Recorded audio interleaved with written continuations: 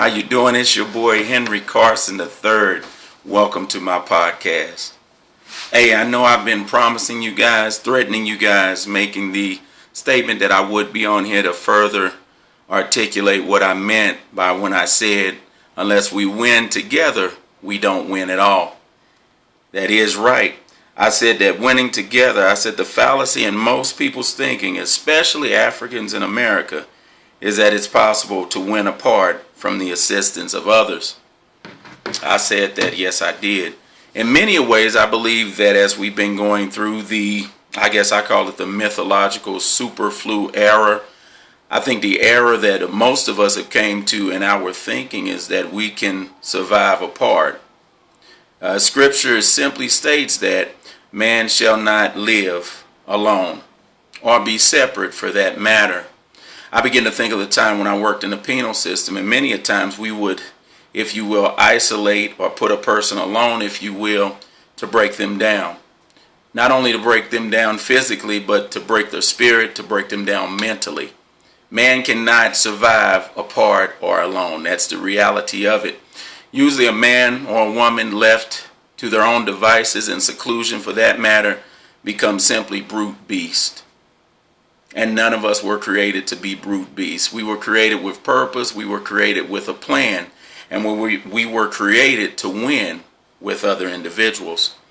Many a times with I think even in our philosophy, our credo, if you will, now in our world, we hear so many times, I'm winning, I'm living my best life.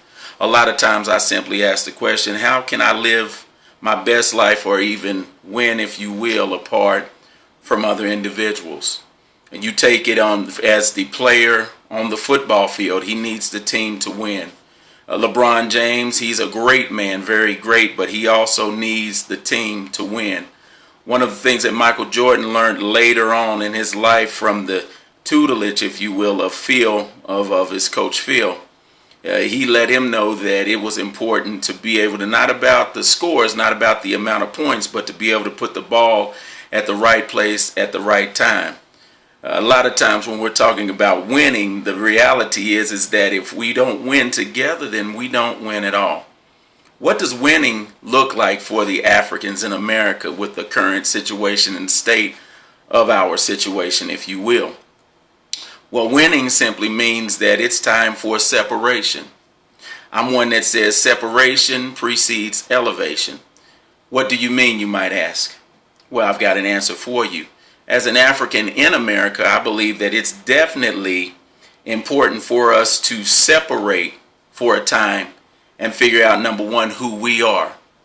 Many a times we talk about whose we are, but oftentimes we never talk about who we are. When I begin to think and look at the people group, if you will, Africans in America are literally the only people group who integrated and never separated to find out who they were. You may say, a lot of you listening may say, that sounds a whole lot like segregation. I'm not talking about segregation, but I'm talking about separation. I'm talking about the bottom line is that we need for us, by us. And just because I'm saying I'm for us, by us, doesn't mean that I'm excluding you. I think many times in this day and age, we're at such a precipice, if you will, that for me to say that I'm pro-black, you would automatically say that I'm anti-white. Actually, that could be even further from the truth. I'm simply for my people to win as you are for your people to win. I'm for my people to know, number one, who they are. Then at that point, we can bring to the whole tapestry, if you will. Most times an individual that doesn't know themselves has really nothing else to bring to the whole.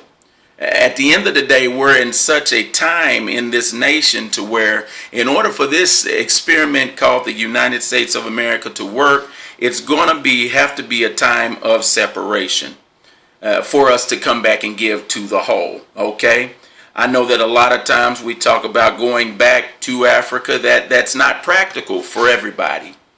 I would love to do that. I hopefully one day will be able to make that happen some point in my life, but right now it's just not practical.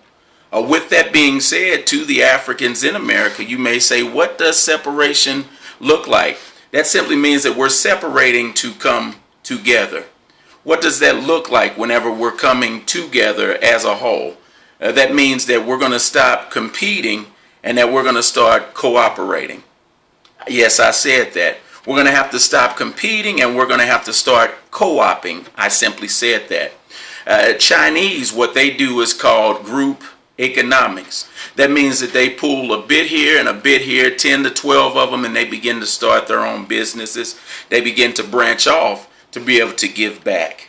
And beyond that, instead of, if you will, competing, at that point, we need to stop comparing. Instead of comparing as Africans in America, we need to start commending.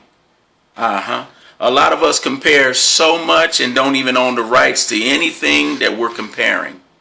We need to learn to just let each other be good on our own level. Let that brother be the GOAT in his industry. Let that sister be the GOAT in her industry. We can all win together. At the end of the day, and for this segment, if you will, I want to call this winning together. As stated, the fallacy of everyone under my voice is the thought that you can win alone. And that is furthest from the truth. Hey, my brothers and my sisters, the listeners out there, this is Henry Carson III. This has been my podcast, and I want to encourage you to stay woke or stay oppressed. You guys have a blessed day. I'm out.